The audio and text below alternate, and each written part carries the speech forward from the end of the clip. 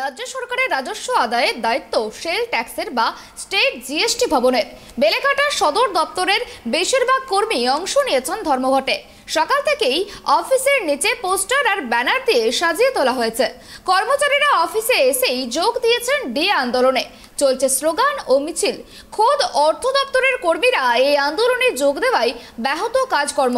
আসুন দেখে Beleghata state GST ভবনের চিত্রটা। সরকারি নির্দেশকে উপেক্ষা করে সরকারি কর্মচারীরা আজ কিন্তু ধর্মঘটে যোগ দিয়েছেন। দেখতেই পাচ্ছেন এই মুহূর্তে আছি বেলেঘাটা সেল ট্যাক্স অফিসে। এই দপ্তরটা কিন্তু অর্থ দপ্তরের আন্ডারে, অর্থাৎ গতকাল যে সরকারি নির্দেশনামা বেরিয়েছে সেটা কিন্তু অর্থ দপ্তরের প্রধান সচিব অর্থাৎ মনোজ পন্ত তিনি নির্দেশ দিয়েছেন। সেই নির্দেশ যে আজকে ধর্মঘটে অংশগ্রহণ করা যাবে না, ধর্মঘটে যারা অংশগ্রহণ করবে তাদের বিরুদ্ধে কড়া ব্যবস্থা। কিন্তু সরকারি কর্মচারীরা তারা আজকে ডিএর দাবিতে তারা আজকে কিন্তু দেখছেন যে তারা ধর্মঘটে অংশ নিয়েছেন। বেলেঘাটা সেল ট্যাক্সের অফিসটা আমি দেখাবো যে সরকারি কর্মচারীরা তারা রয়েছেন একদম বিল্ডিংয়ে, কেউ যাননি অফিসে, সমস্ত তারা পিকেটিং করছেন একদম অফিস বিল্ডিংয়ের নিচে। তারা দেখছেন তারা এখানে সবাই জমায়েত হয়েছেন, মিছিল করছেন, এক স্লোগান চলছে। তাদের একটাই বক্তব্য যে ডিএ সরকারের ডিএ তাদের দিতে হবে, ডিএ তাদের মৌলিক অধিকার। ডিএ না দিলে তারা এই ধর্মঘটে অংশগ্রহণ করেছেন ডিএ না দেওয়ার কারণে, এবং তারা এই ধর্মঘট চালিয়ে যাবেন। সরকারের যে হুঁশিয়ারি হুমকি তারা সেটা ভয় পান না। দেখতেই পাচ্ছেন যে দাবি নিয়ে সরকার চেয়েছিল এই ধর্মঘট যাতে না করে, তার জন্যই গতকাল কড়া হুঁশিয়ারি দিয়েছিল। কিন্তু কোনো হুঁশিয়ারিকে তারা তোয়াক্কা না করে আজকে কিন্তু দেখছেন বয়কট করে দিয়েছেন কাজ, অর্থাৎ সরকারি কর্মচারীরা তারা ধর্মঘটে যোগ দিয়েছেন, বয়কট করেছেন কাজ। দিদি, আপনারা তো অর্থ দপ্তর সার্কুলার দিয়েছে যে আপনারা অর্থ দপ্তরেরই কর্মী, যে কোনোভাবে ধর্মঘটে অংশগ্রহণ করা যাবে না, কিন্তু কড়া ব্যবস্থা হবে, অ্যাকশন হবে, কি বলবেন? তারপরেও আপনারা ধর্মঘটে অংশ নিয়েছেন। দেখুন, আমরা আমাদের মৌলিক দাবিতে এই ধর্মঘট করছি। এর আগে এরকম অনেক সার্কুলার বেরিয়েছে, অনেক বঞ্চনা আমরা সহ্য করেছি। আর কেন সহ্য করব? আমরা ভয় আর পাই না, আমাদের দেওয়ালে পিঠ থেকে গেছে।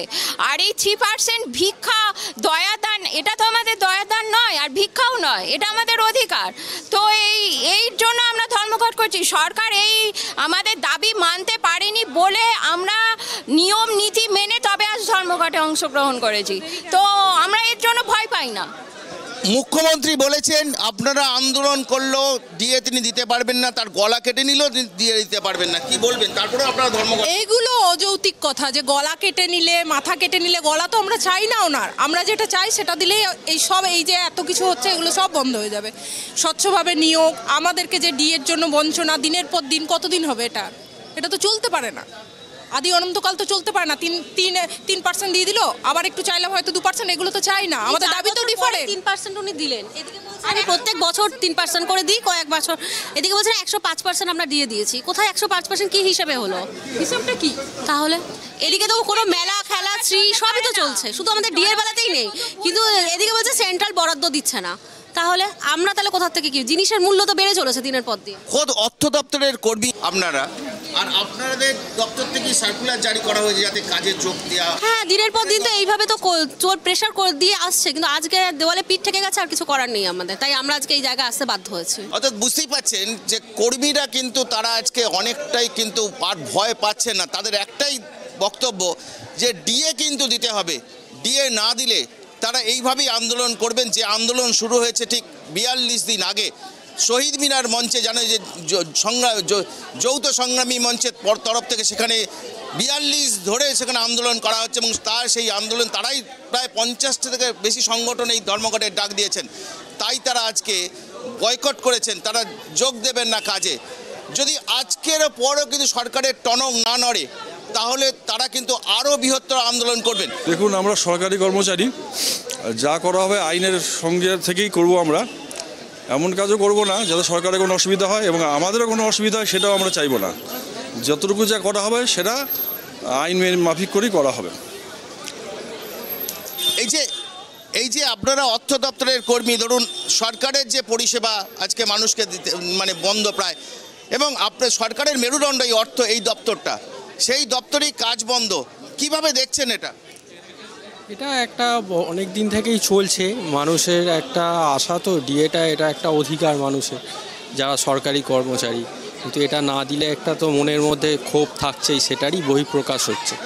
আমি আরেকবার দেখাবো আমার মানে ক্যামেরা পার্সন সূর্যকে বলবো একটু দেখাতে যে কিভাবে তারা পোস্টারগুলো করেছেন। দেখুন যেভাবে পোস্টারগুলো তারা করেছেন, সরকারের বিরুদ্ধেই তারা পোস্টারগুলো করেছেন এবং সব জায়গায় কিন্তু তাদের একটাই দাবি তুলে ধরা হয়েছে।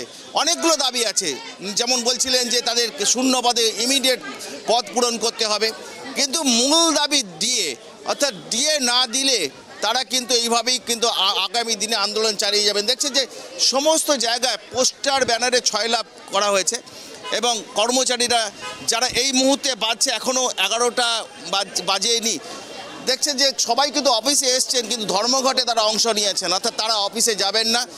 এই যে অফিসটা দেখছেন খুব কম সংখ্যক, যেটা আমরা খবর পাচ্ছি উপরে, খুব কম সংখ্যক কর্মচারীরা তারা রয়েছেন উপরে, অর্থাৎ বেশিরভাগ সরকারি কর্মচারী তারা যোগ দিয়েছেন আজকে এই ধর্মঘটে।